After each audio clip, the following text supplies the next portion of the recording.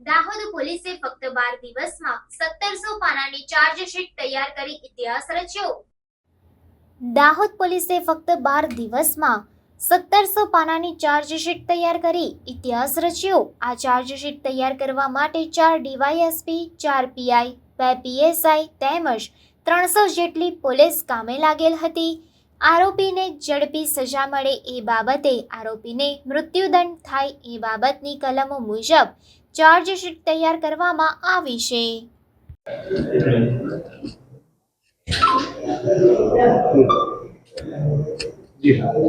દાહોદ જિલ્લાના રણધીકપુર પોલીસ સ્ટેશનની હદમાં તોરણી ગામે જે 6 વર્ષની બાળકીની ઘટના બનેલી હતી 19 તારીખના રાત્રે, જેમાં 20 તારીખના રાતે મોડી રાત્રે ખૂનનો ગુનો દાખલ કરવામાં આવેલો અને ત્યારબાદ તપાસ હાથ ધરવામાં આવેલી.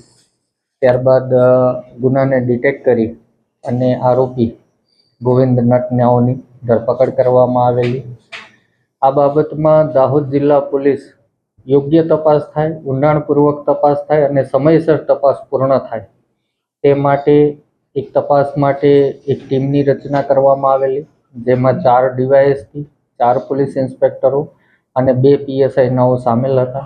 આ ટીમનું નેતૃત્વ ડીવાયએસપી વ્યાસ લીમખેડા અને ઇન્વેસ્ટિગેશન ઓફિસર તરીકે નરેન્દ્ર ચૌધરીનાઓએ તપાસ હાથ ધરેલી.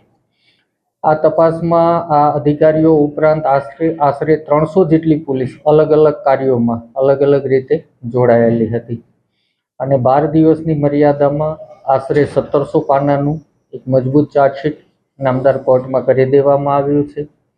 આ ચાર્જશીટમાં તમામ બાબતો, તમામ અલગ અલગ પહેલુઓનો અભ્યાસ કરી, વૈજ્ઞાનિક પૃથ્થકરણ કરી અને સામેલ કરવામાં આવ્યું છે, જેમાં મુખ્યત્વે 2 એનાલિસિસ અગત્યના છે.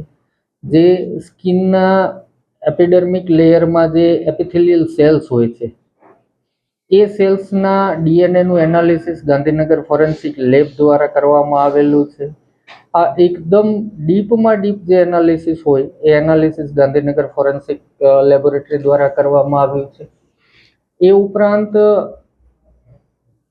ક્રાઇમ સીન જે હોય એ ક્રાઇમ સીનનું સાયકોલોજીકલ ફોરેન્સિક એનાલિસિસ પણ આ કિસ્સામાં કરવામાં આવેલું છે, જેમાં ક્રાઇમ સીનની વિડીયોગ્રાફી, ડ્રોનથી આખા એરિયાની એ ક્રાઇમ ટાઈમ દરમિયાનની વિડીયોગ્રાફી, એ સમયને અનુરૂપ વિક્ટિમોના વિડીયોગ્રાફી સ્ટેટમેન્ટો, આરોપીના વિડીયોગ્રાફી સ્ટેટમેન્ટો, ઓરલ જે ડોક્યુમેન્ટ હોય છે આ તમામને સંકલિત કરી અને ગાંધીનગર ફોરેન્સિક લેબ દ્વારા એક આખો detail crime scene psychology report અને ક્રિમિનલ સાયકોલોજી રિપોર્ટ પણ અમને પૂરો પાડવામાં આવ્યો છે.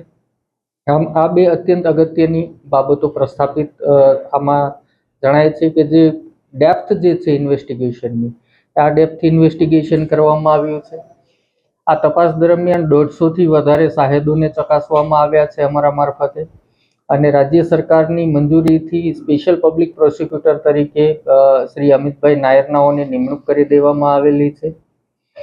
આમ આ તપાસ દરમિયાન digital evidences, forensic digital forensic, DNA forensic, forensic biology, forensic chemistry અને એની અંદરનું forensic toxicology, forensic vehicle analysis, crime scene psychological forensic analysis, voice spectrography, આમ તમામ વિજ્ઞાનના જેટલા પણ ફોરેન્સિકના પહેલુઓ છે એ તમામનો આ તપાસમાં સમાવેશ કરી અને આ તપાસ પૂર્ણ કરી ચાર્જશીટ કરવામાં આવેલી છે.